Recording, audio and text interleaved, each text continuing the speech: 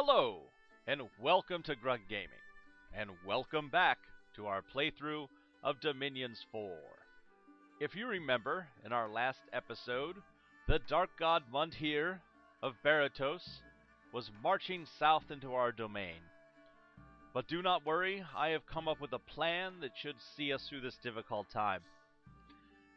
If you remember, we have a unit that we haven't used at all, and that is the Gladiator.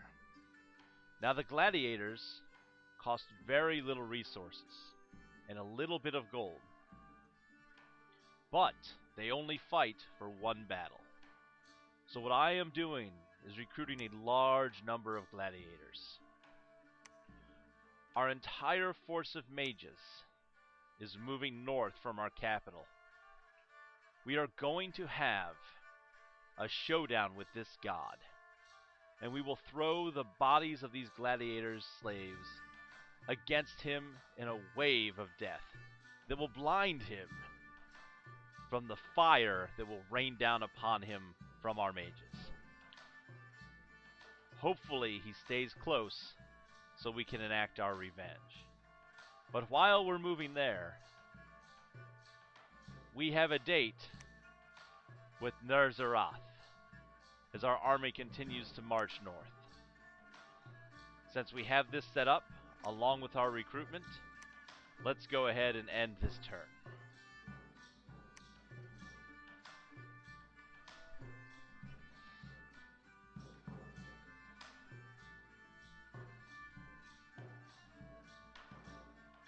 We've cast more Clockwork Soldiers. There was a battle in Might Marsh. Yes, he is just marching around, taking territories.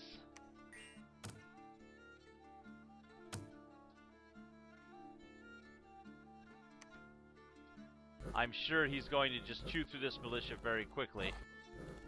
If they can just hit him once or twice. They did a little bit of damage. Every little bit's going to help us here.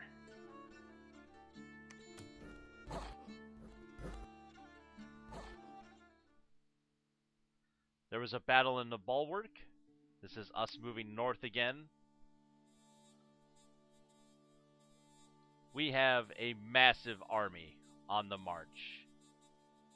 And they have what looks like only province defense.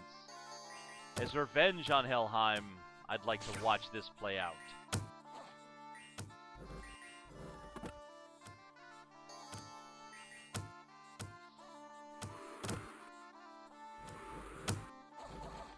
Oh, this fills my heart with joy to watch them fall beneath our marching armies. An unexpected event has occurred in Behemoth's Rest. Found some water gems inside of an enormous icicle. 2 battle afflictions have been cured, and our lack of supplies, so we're having that problem. That's fine, we're not concerned. They're moving some troops north here. We have to be careful because if our gladiator forces end up in a battle with these units, we'll be in trouble. We have to keep them busy. So let's keep our mages moving north. I think we could safely... Nope, I don't even want to try it. I want to wait until he comes down to do battle with us. Our army will now move on the capital of Helheim itself.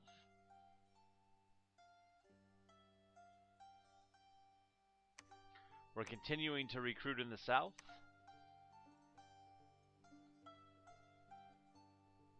I think our plans may work.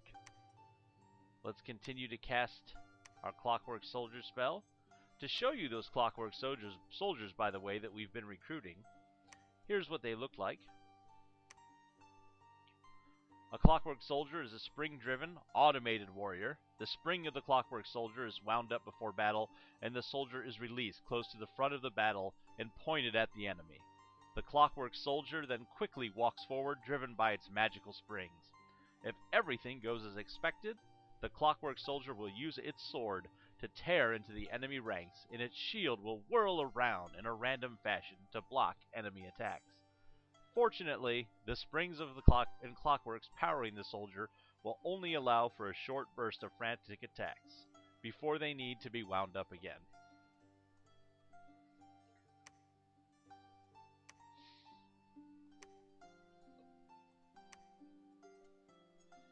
We have this movement set up. What we really need is for him to move south.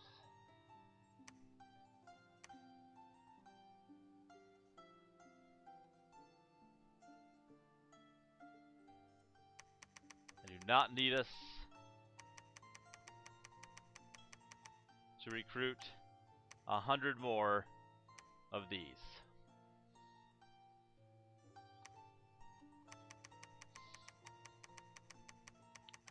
In fact, I think we can accomplish a similar mission with slingers as well, and we won't lose them after one battle.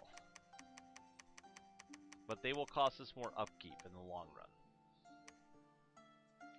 Let's go ahead and end the turn and see how this assault goes.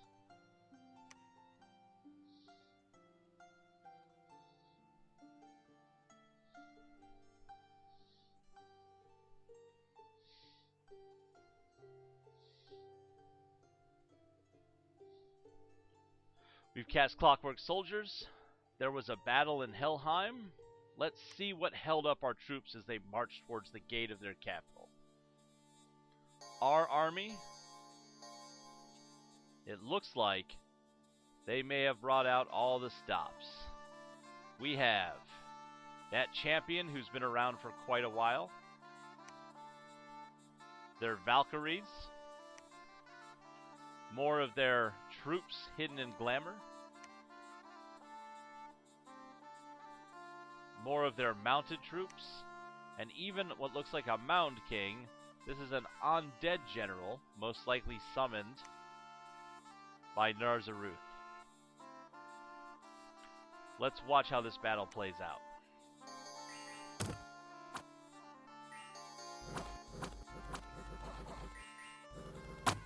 I think we might have enough attacks to make it through their magic. Hopefully we do.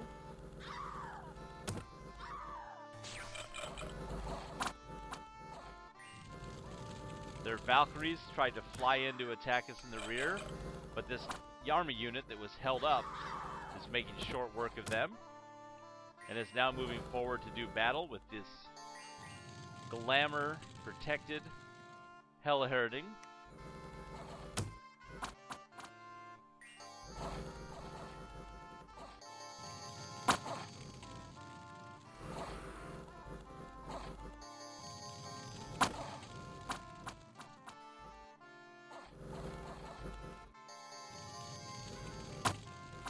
I'm concerned because I'm seeing troops go the wrong direction.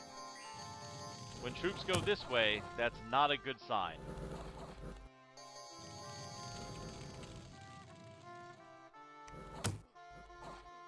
Looking at our morale, we are not doing so well up here.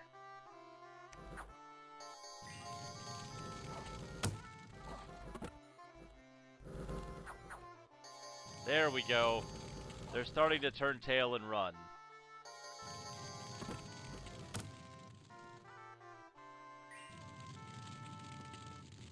And it looks like we have taken the field.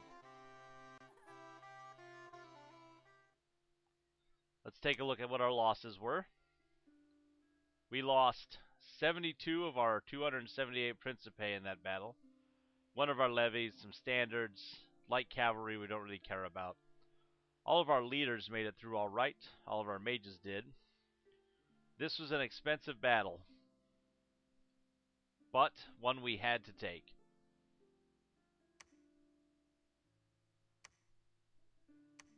It's all going to come down to if we can take this castle. We had another unexpected event in Donnermark. A handful of magic gems have been found in the prime of the season, some death gems. We're beginning to destroy the gate, but our troops in Ragdan are starting to starve. That's where we went ahead and hired all of these mercenaries. And it looks like our foe has decided to come back one territory and is now in a perfect position for us to attack. It looks like he's been summoning long deads, foul spawn, other summoned troops up here in the north to fight behind him. I think we're in for a tough battle here, but let's go ahead and set out our armies for this combat. So what I'm going to do is I'm going to put some gladiators into multiple different units. And the reason for this is that I know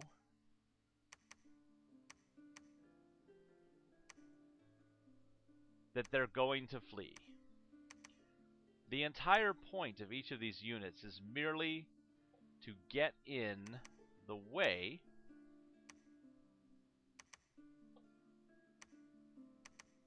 of the god while we cast our spells at him. Next up, we need to set up the same communions that we had before. So we're going to need to rename some of our mages to make this easier to remember. So Communion Master,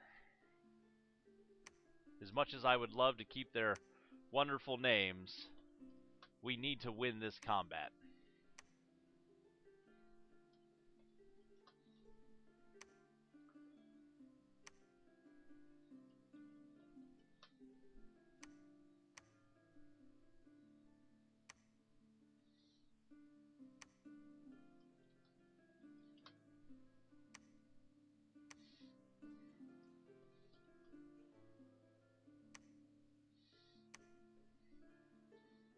I know this is really exciting to watch, but it's important that we set this up correctly because this will dictate whether or not we win or lose the upcoming battle. Now, if you remember, we want to have 2 communion slaves for every communion master that we have in the battle. Every setup of this is going to give us a mage who can cast level 2 fire spells, which will allow us to cast those fireballs and do a massive amount of damage. Well, and even though the enemy god is resistant to fire, that resistance only causes a reduction in the amount of damage that he takes.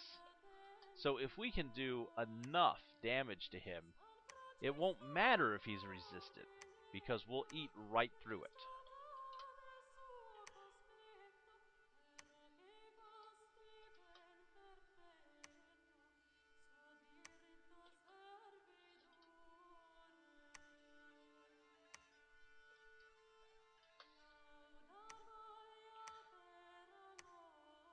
We've got a lot of mages here, folks.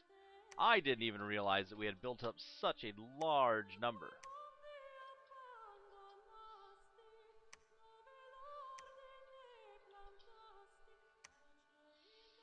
And I think it's only fitting that in the great Ermor Empire, these mages have to give up their identity for the greater good of our people.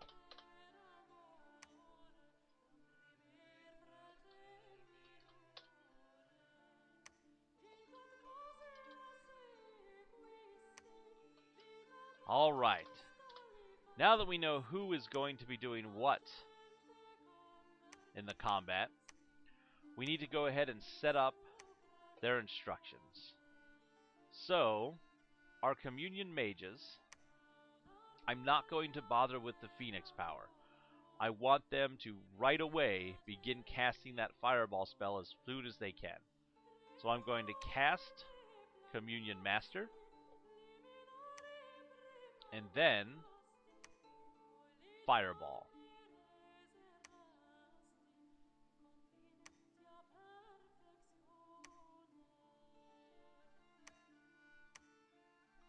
I just want to see what Solar Rays does. That's for fighting on dead targets. That won't help us here, unfortunately.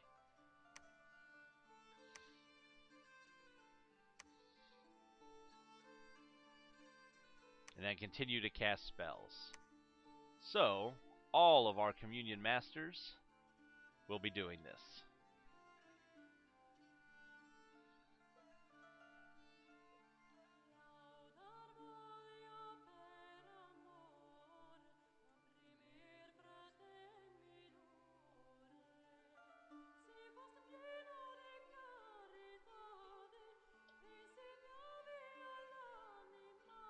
And then, our communion slaves need to be giving them the power they need by casting communion slave, and then holding and staying behind troops. So let's go ahead and set that to all of the slaves.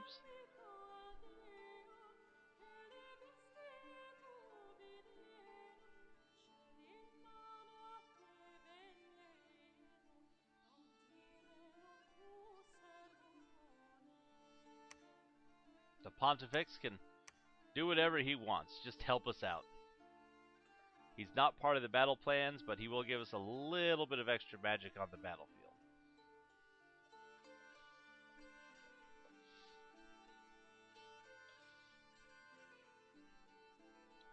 Next, we have to tell all of these units what we want them to do.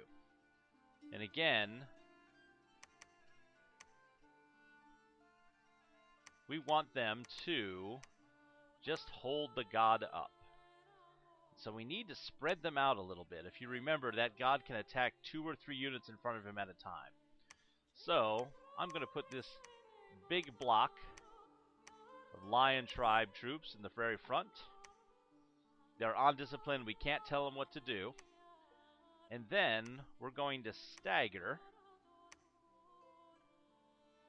the other troops behind.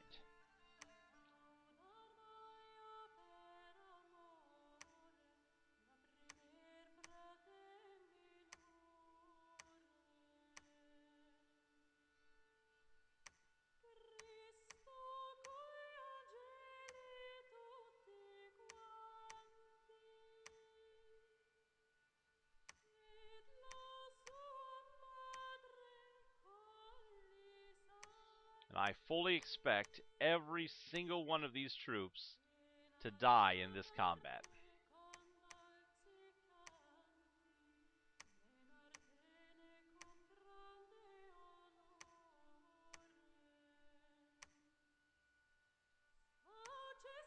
But hopefully, they will each last a round or two before fleeing for their lives.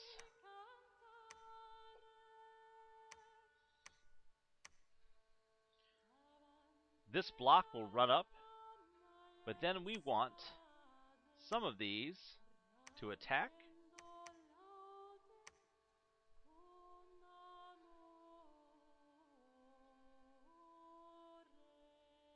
And we're going to have others hold for a turn, and then attack to even stagger them out even farther.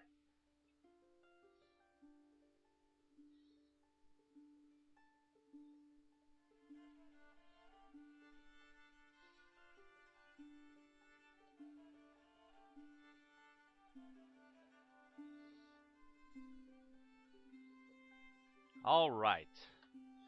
While we've set up our army, this episode is going a bit long, but I don't think I could rightly spend that much time preparing us for this battle, this epic confrontation, and not have it take place. So let's assault, and let's hope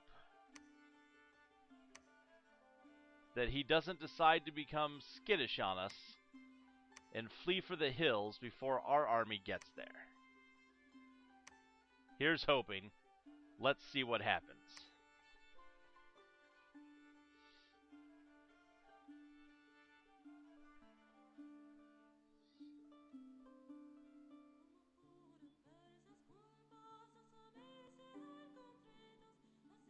Alright. We finished our research, construction. We can now summon the clockwork horrors, as opposed to just the Clockwork Soldiers. We've cast Clockwork Soldier. And Gwyn, more of that annoying spell that kills our troops from afar. Helheim, we killed their prophet a little bit ago, if you remember, their champion. And looks like they've summoned a new prophet. And then there was a battle in Chibia. Let's see what happens. Did he stay to duke it out, or did he run? Here's our forces set out for this battle. Oh no, that dastardly, cowardly god ran from us. There's no reason to watch this. Our investment in those gladiators will not matter, we'll lose them. We'll still have several troops, which we can divide out into some other units that we need to. We did destroy this sage of theirs, but that doesn't really help us. Helheim, the troops are advancing out of the castle, trying to get us out of the province.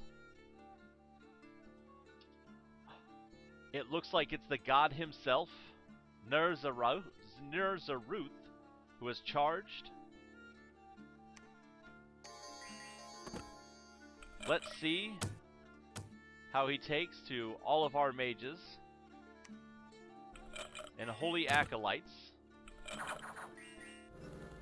You can see that he is casting huge amounts of undead. These soulless warriors he's conjuring out of nowhere. Zoom out a bit so we can see everything. Here's hoping that the priests are able to stop him.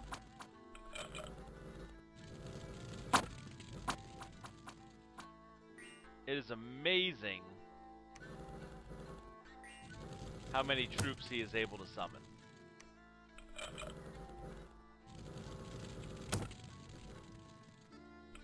As you can see, with no morale to worry about, they're holding us up from advancing right towards him.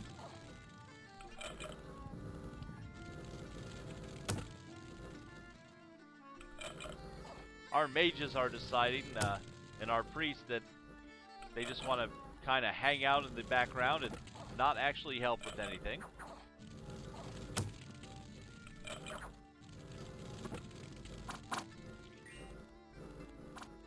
But we've broken through. I think we're about to fight a god, folks. You can see that we hit him once and he's down to 23 hit points.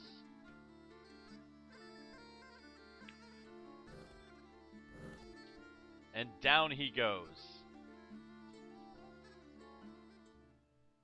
In that battle, we lost 14 of our Principe, but we did take the Master Lich out.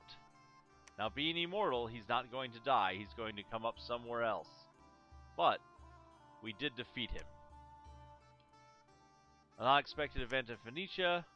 Extra gold. Always can use that. We've started to destroy the gate in Helheim. Soon we'll be able to take that fort. And then we've incurred 2 battle afflictions. Again, because we have that priest here. It looks as though he fled to the west. So, as soon as we can, we will charge him down and destroy him. We'll be doing that on the next episode of Gaming with Grug. We hope to see you then, and thanks for watching.